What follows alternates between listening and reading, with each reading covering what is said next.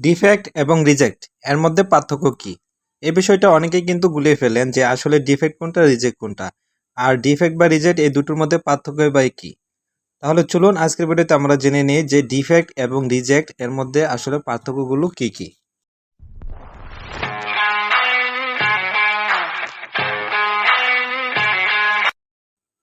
defect আর রিজেক্টের